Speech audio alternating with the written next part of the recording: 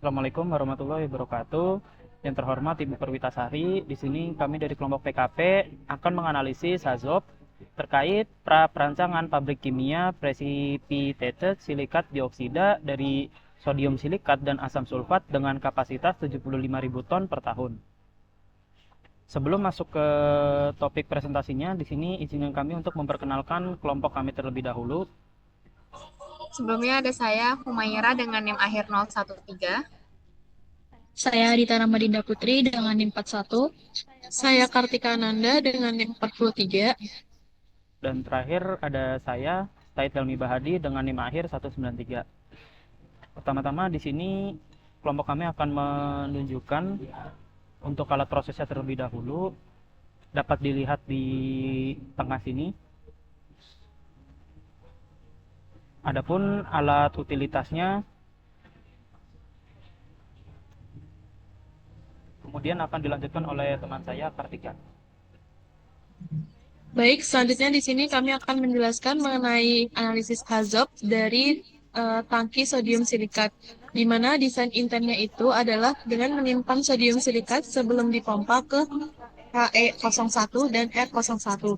Sodium silikatnya ini akan disimpan pada suhu 30 derajat Celcius dan tekanan 1 atm. Untuk deviasi hazardnya, itu dia termasuk more level atau high level. Dan penyebab yang mungkin terjadi itu adalah pengisian berlebih dari truk tangki, valve outlet tertutup, dan level tidak terpantau. Kemudian untuk konsekuensinya adalah overflow, tumpahan bahan baku, area kerja litrin, serta kehilangan bahan baku. Selanjutnya ada safeguardnya, di mana tangki bahan bakunya itu ditempatkan di area khusus dengan jarak cukup untuk meminimalkan risiko kebakaran atau ledakan. Kemudian untuk rekomendasinya adalah memasang level indikator, high level alarm, overflow light, containment, burning wall atau tanggul penahan, serta SOP onloading. Selanjutnya ini adalah risiko, dia termasuk ke risiko yang sedang. Next.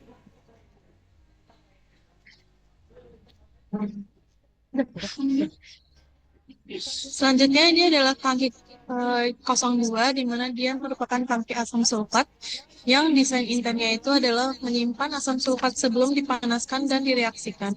Untuk asam sulfat ini adalah bahan baku cair dengan kemurnian tinggi dan bersifat asam kuat. Kemudian deviasi hazardnya itu dia termasuk leak atau loss of containment. Kemudian untuk penyebab yang mungkin terjadi adalah korosi, flash atau gasket bocor, kesalahan unloading, serta pompa atau sinnya bocor. Untuk konsekuensi yang bisa terjadi adalah paparan asam ke operator, kerusakan lantai atau peralatan, potensi reaksi tidak terkendali apabila bercampur tidak sesuai. Kemudian untuk safeguardnya itu adalah ada pertimbangan umum, keamanan tata letak, hidran, penahan ledakan, dan juga area khusus tangki. Kemudian untuk rekomendasinya itu adalah menggunakan material tahan asam, moonwall, shower, dan AWOS, detektor kebocoran, PD tahan asam, serta SOP penanganan tumpahan dan jalur drain ke netralisasi. Untuk resikonya itu termasuk ke dalam resiko yang tinggi. Next. Selanjutnya di sini adalah pemaparan analisis hazard mengenai pompa 01 hingga pompa 06, di mana desain intensnya itu adalah untuk memindahkan bahan baku sehari hasil reaktor dan juga filter antar alat. Di dalam skripsi yang kita gunakan ini tuh mencantumkan beberapa pompa termasuk pompa 03, di mana dia untuk sodium silikat ke reaktor, pompa 05 itu dari reaktor ke RDVF, dan juga pompa 06 itu dari RDVF ke UPL.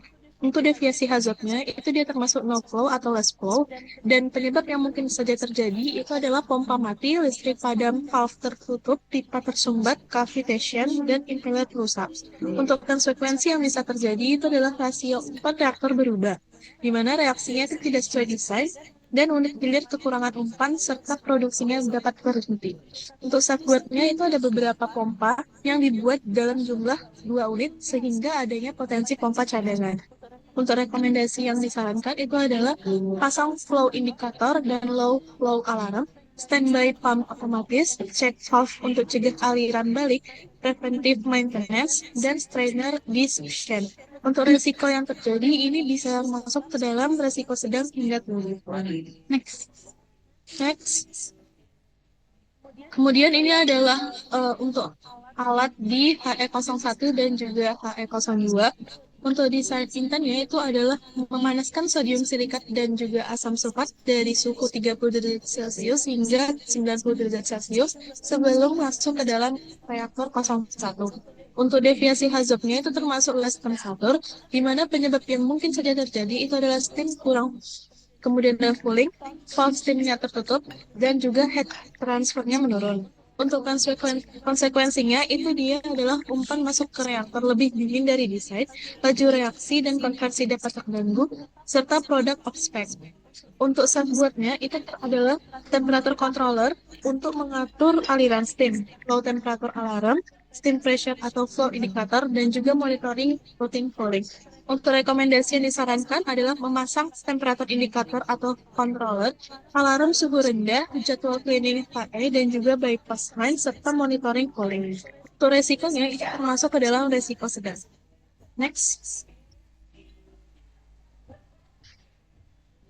Selanjutnya, saya akan menjelaskan HE01 dan HE02. Untuk desain intentnya, itu memanaskan umpan ke 90 derajat Celcius, dan deviasi hazardnya itu mark temperatur. Penyebab yang mungkin terjadi yaitu valve steam terbuka berlebih, temperatur controller gagal, dan operator error. Konsekuensi yang dihadapi yaitu umpan terlalu panas,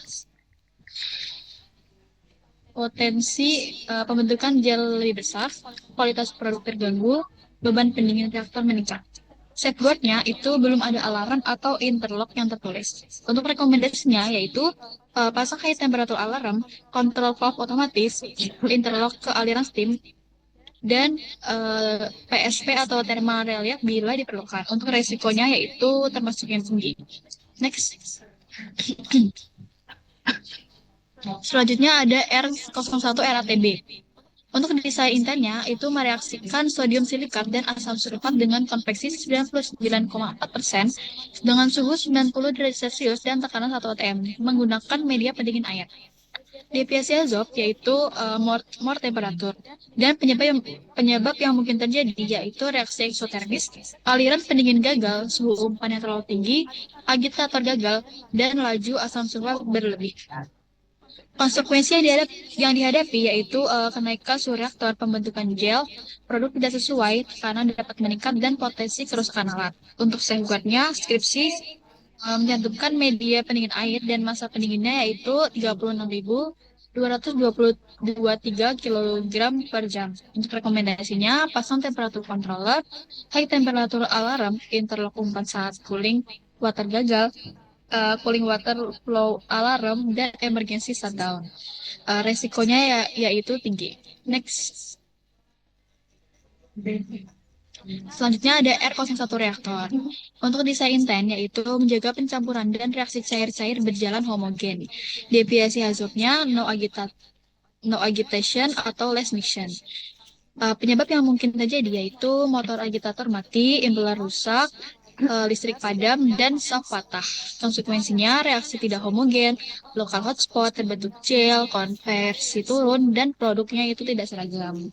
Sedangkan safeguardnya yaitu daya agitator yang dicantumkan yaitu 25 HP. Tetapi safeguard operasional itu belum dijelaskan di skripsinya. Untuk rekomendasi yang diberikan yaitu pasang agitator trip alarm, interlock pit dengan status agitator, preventive maintenance motor, dan gearbox, serta ammeter monitoring. Untuk resikonya termasuk yang tinggi. Next.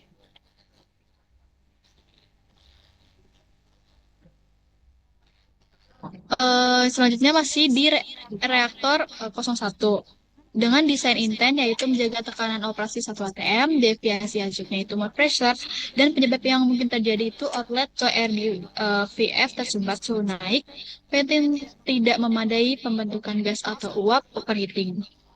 Sedangkan konsekuensinya yaitu overpressure, kebocoran flange, pelepasan bahan kimia, serta kerusakan reaktor. Di safeguardnya itu belum ada PSP atau vent system tertulis. Untuk rekomendasinya, pasang pressure indicator, high pressure alarm, PSP atau rupture disk sistem aman, emergency vent, serta producer shutdown. Resikonya itu termasuk tinggi.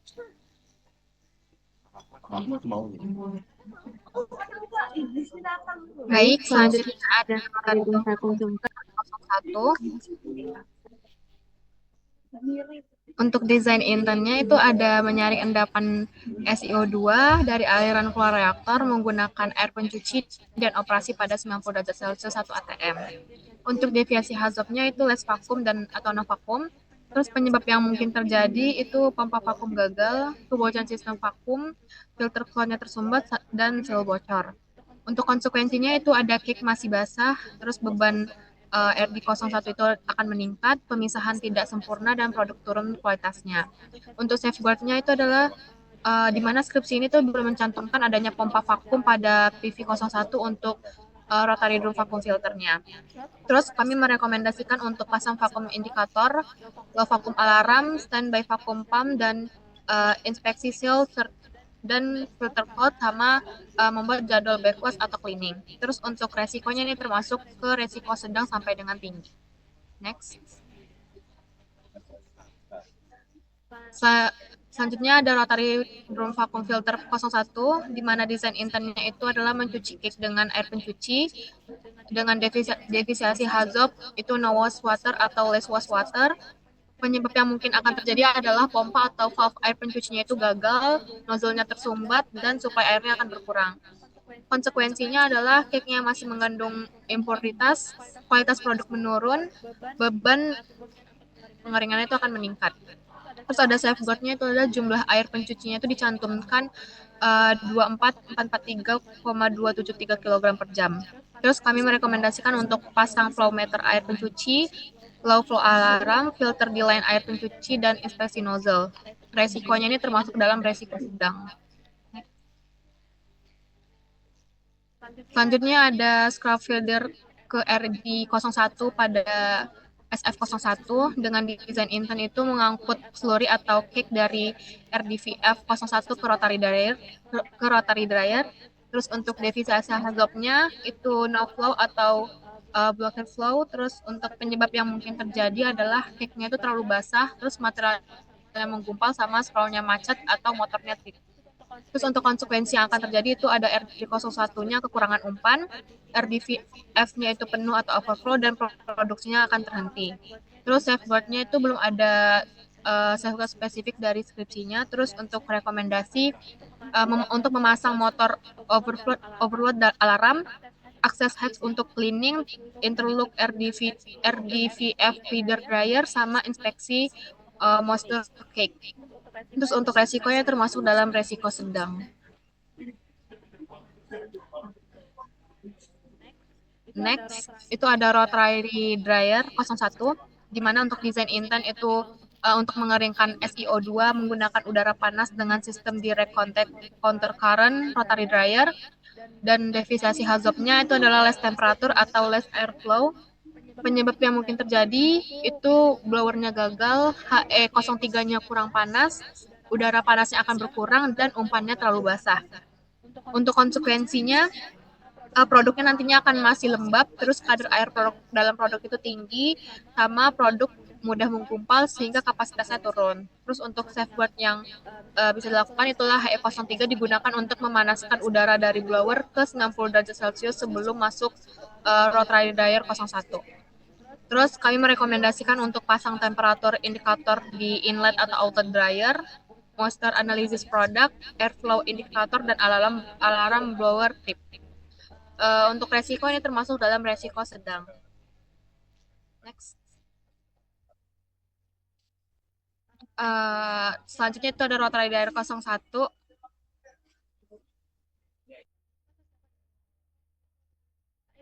Cyclone.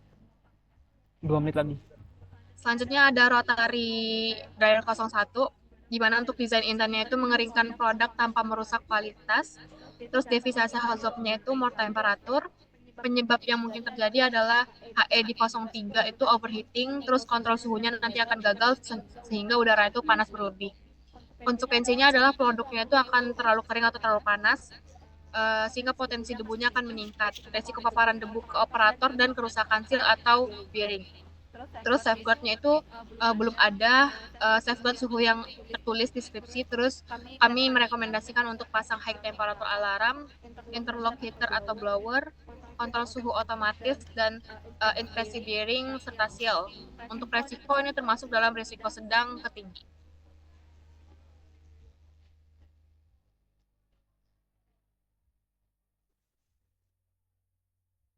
Cyclone tadi mulainya. Selanjutnya itu ada blower 01.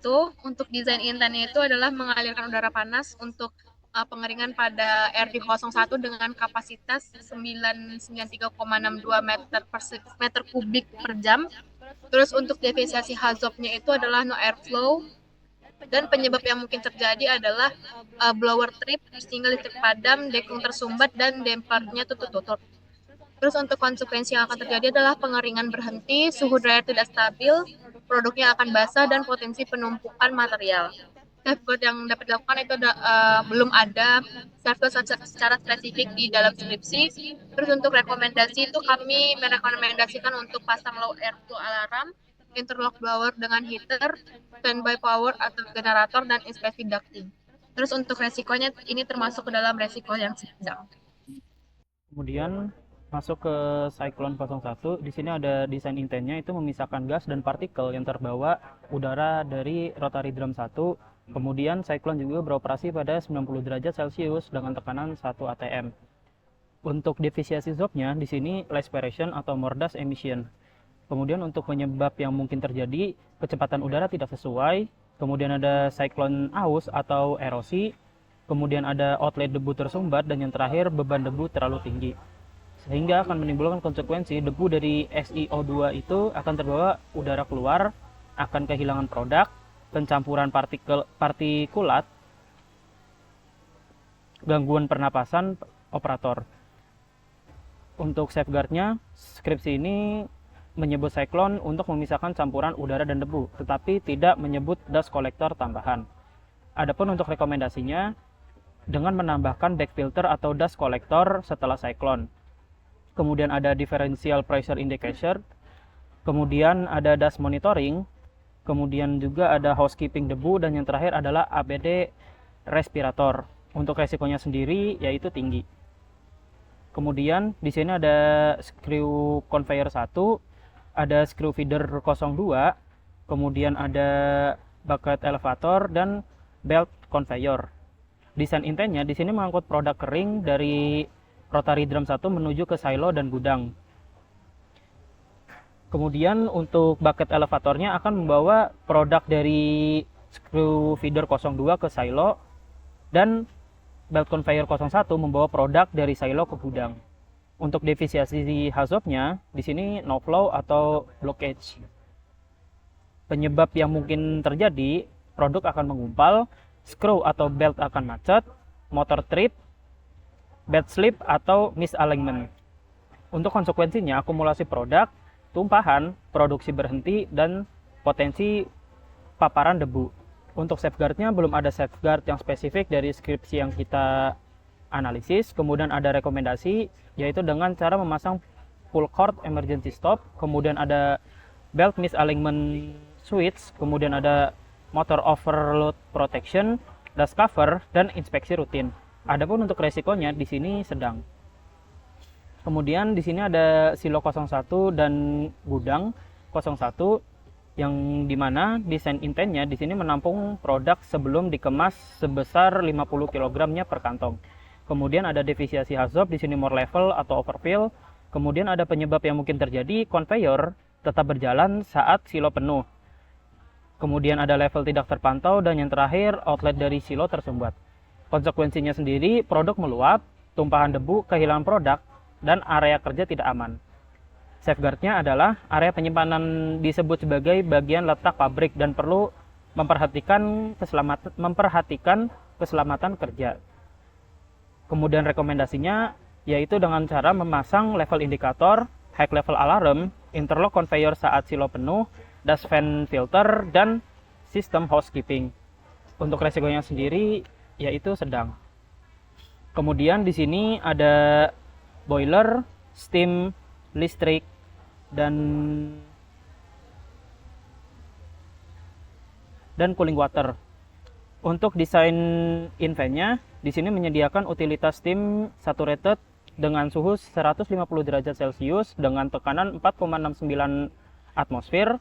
Untuk listriknya sebesar 276 kW, bahan bakar boiler atau generator, dan air pendingin. Defisiensi hazopnya di sini no cooling water atau less cooling water. Penyebab yang mungkin terjadi, pompa air gagal, suplai air terganggu, valve tertutup, serta fouling line pendingin. Untuk konsekuensinya, reaktor sulit dikontrol suhunya.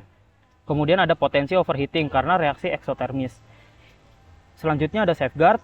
Safeguard sendiri di sini membutuhkan cooling water dan utilitas dicantumkan, tetapi safeguard detailnya belum dijelaskan di skripsinya. Kemudian untuk rekomendasinya yaitu memasang flow alarm cooling water, standby pump, interlock feed reaktor saat cooling water gagal, dan yang terakhir emergency shutdown. Untuk resikonya yaitu tinggi. Kemudian di sini yang terakhir adalah boiler dan generator.